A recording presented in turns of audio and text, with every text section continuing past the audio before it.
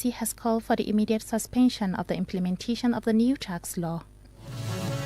Labor Union says Nigerian workers are not safe in their workplaces. From the foreign scene, Venezuelan President Nicolas Maduro has accused the United States of attempting to turn his country into a colonized territory.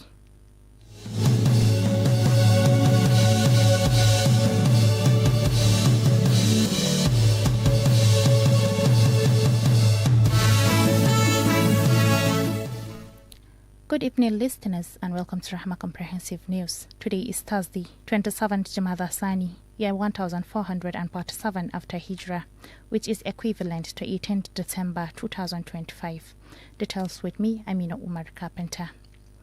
President Bola Ahmad Tinubu will present the 2026 budget at a joint session of the National Assembly on Friday at around 2 p.m.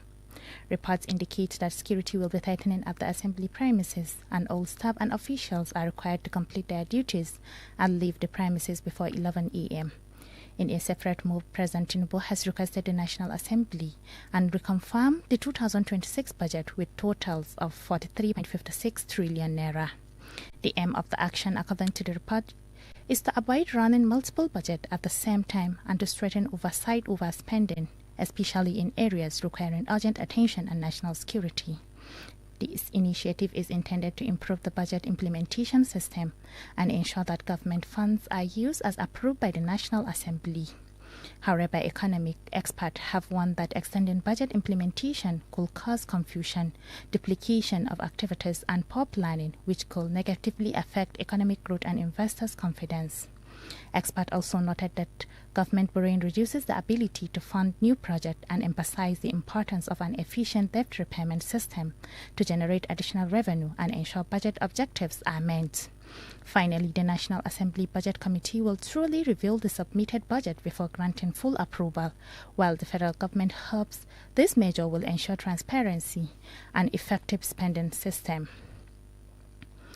President Bola Ahmad Tinubu has reiterated his determination to crush bandits and terrorists, assuring the security agencies are working tirelessly to restore peace across the country. President Tinubu made this statement while receiving members of communities from Bayelsa State at the presidential villa in Abuja.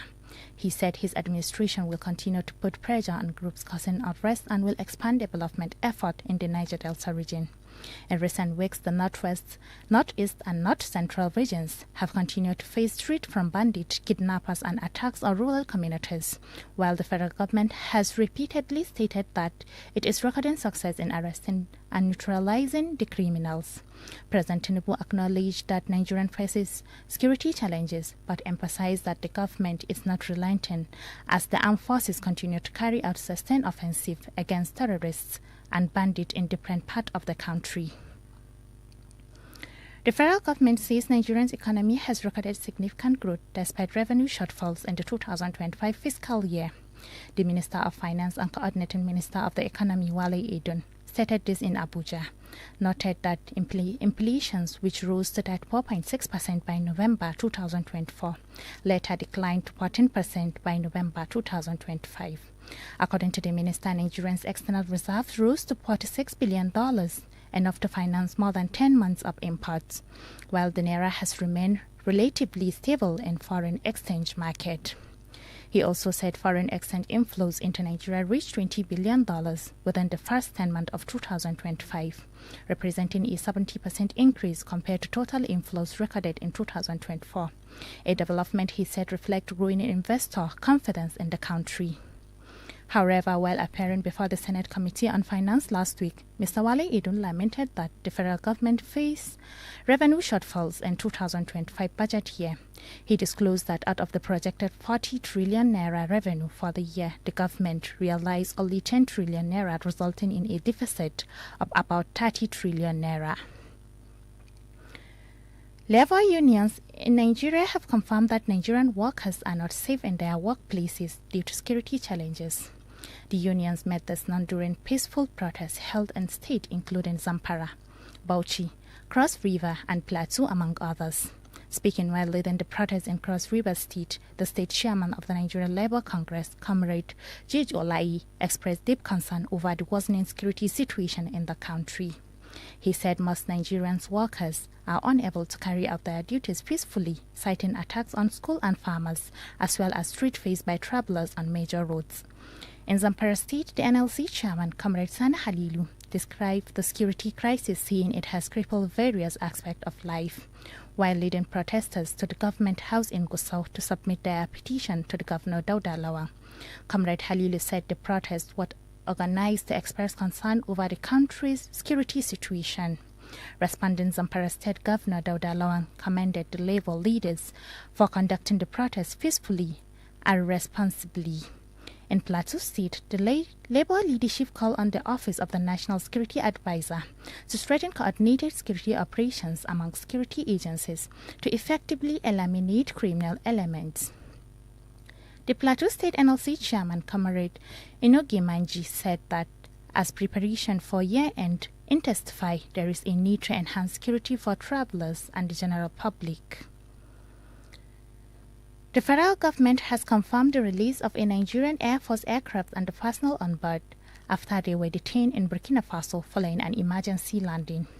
The confirmation followed successful diplomatic negotiations between government of both countries.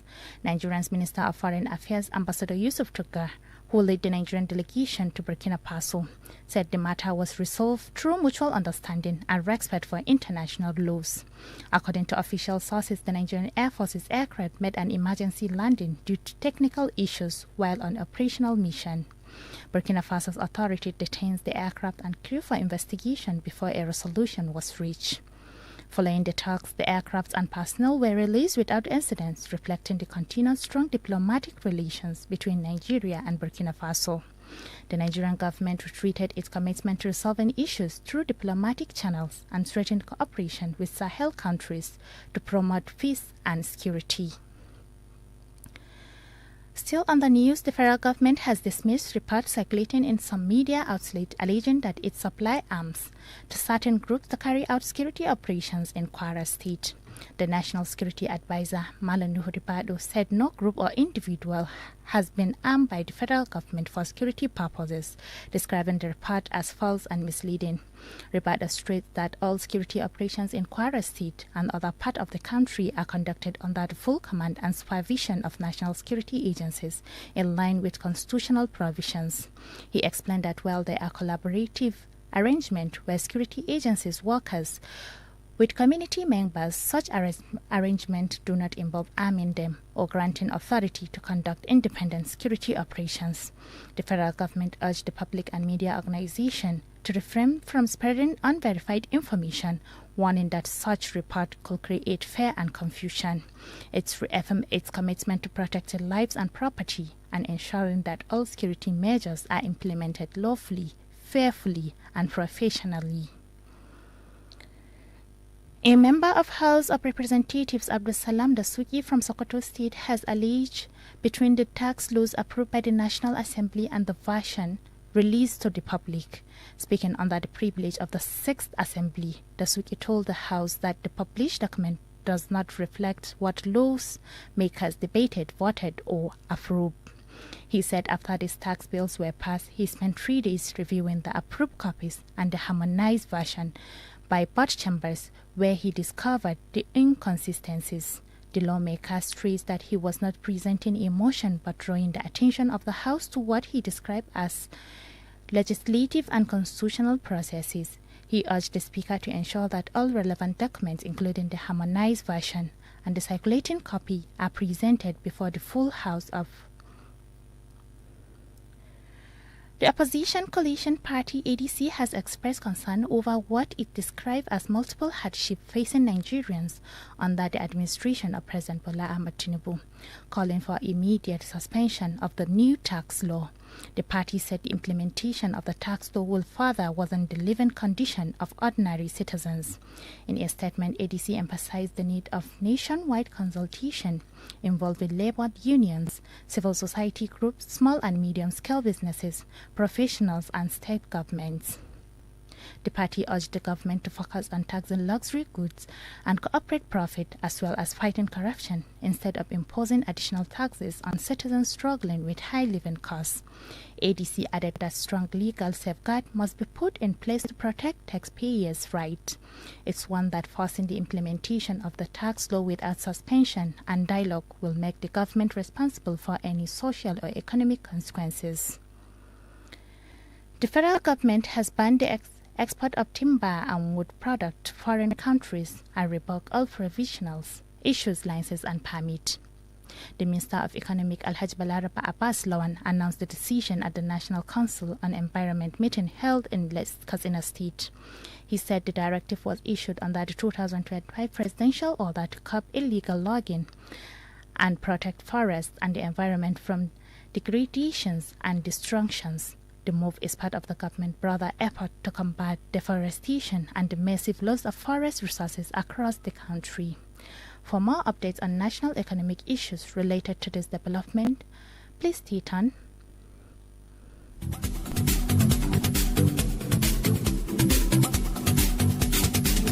An analysis of the 2026 budget has shown that salaries and debt servicing by the federal government exceeded total revenue generated between January and July 2025. Within this period, the government earned about 13 trillion in revenue, while projected expenditure stood at 23 trillion, indicating a significant budget deficit. Combined spending on salaries and debt servicing amounted to 14 trillion, representing 105% of total revenue, which means that these obligations alone surpassed all earnings recorded by the government.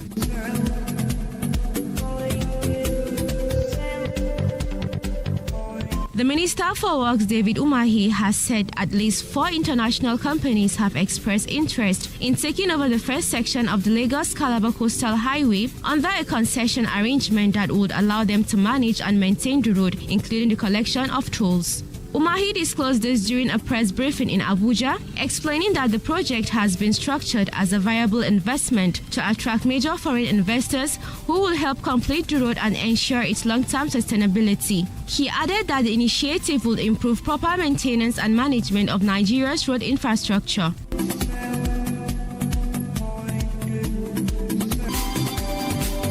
The Nigeria Customs Service has further strengthened its partnership with the United States to facilitate trade and attract investments from both local and foreign business operators. The Comptroller General of Customs, Bashir Adewale Adeniyi, made this known while receiving a delegation from the United States at the Customs headquarters in Abuja. Adeniyi said in recent years, the service has focused on stakeholder engagement and collaboration with the business community in order to reduce congestion at seaports and border points. And that's the latest from the world of business. I am Amatullah Suleiman. We'll keep tracking the numbers, the trends, and the stories driving the economy.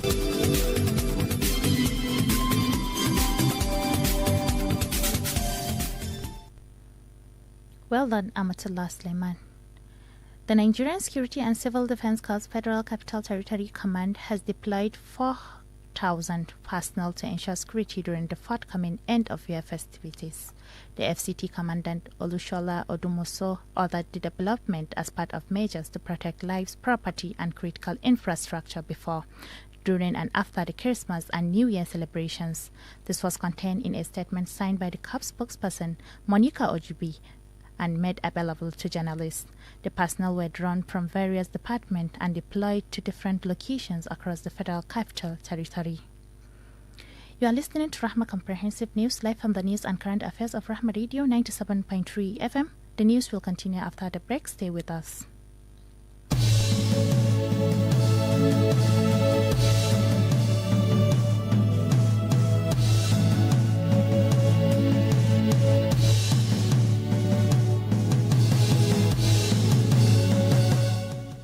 Welcome back, and the news will continue. Residents of Mile 12 in Kashofe local government area of Lagos State have staged a protest against of their houses by the state government. The protesters said more than 200 houses were demolished without notice or compensation, leaving many families homeless and causing the loss of their belongings. During the protest, residents marched to the Lagos State House of Assembly, appealing to lawmakers to intervene and halt further, while insisting the due process must be followed. Some residents said they had lived in the affected areas for many years and paid taxes, arguing that they deserve notice and compensations between evictions. The issue has higher tensions in part of the state, particularly where similar protests were previously held over linked to the state urban renewal program. Residents are still awaiting a response from the Lagos state authorities regarding their grievances. Jigawa state government says it has earmarked over 70 billion naira to improve animal health and livestock welfare across the state. The state commissioner for livestock, Professor Abdurrahman Salim, disclosed this to journalists after defending the ministry's 2026 budget before the House Committee on Agriculture and Livestock in Dutse. He said the funds will be used for various programs aimed at improving livestock production in 2026. According to him, the ministry plans to establish livestock settlement across the state where herders and livestock owners will be accommodated. The settlement will include quality animal feed and good schools for herders' children, healthcare centers, hospitals, electricity and potable water supply. Professor Salim said the initiative